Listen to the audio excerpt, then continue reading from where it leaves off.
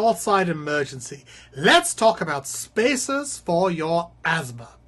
Inhalation is the best way to take most asthma medications. Now, we now know that asthma medication given through a puffer and spacer relieves asthma just as well as a nebulizer.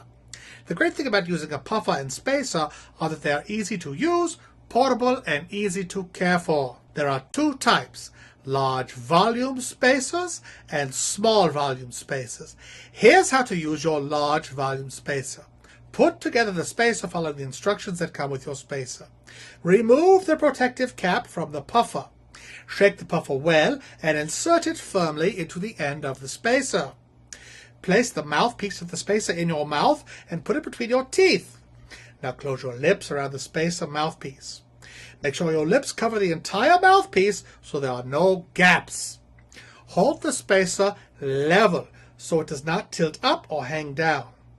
Breathe out gently. Press the puffer once to release the dose of medicine to the spacer. Do not remove the puffer.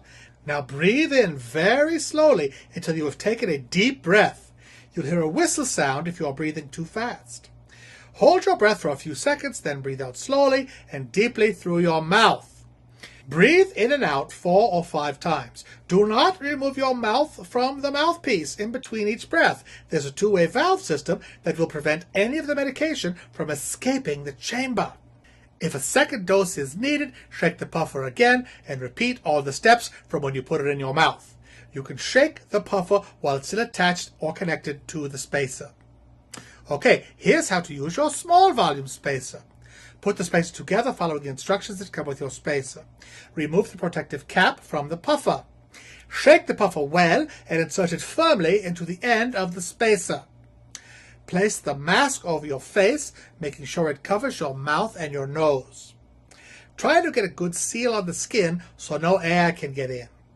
If you're a little older, then you may wish to use the mouthpiece on the spacer rather than the mask. Get your child to breathe out gently. Press the puffer once to release a dose of the medicine into the spacer. Do not remove the puffer. Allow your child to breathe in and out 4 or 5 times. This usually means leaving the spacer in position for about 15 to 20 seconds.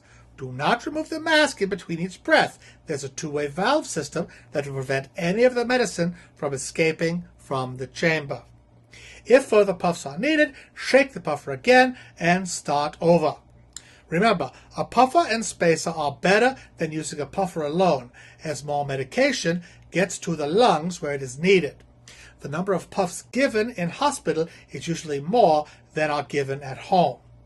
You need to know how to use the puffer and spacer properly for the medication to work as well as it can.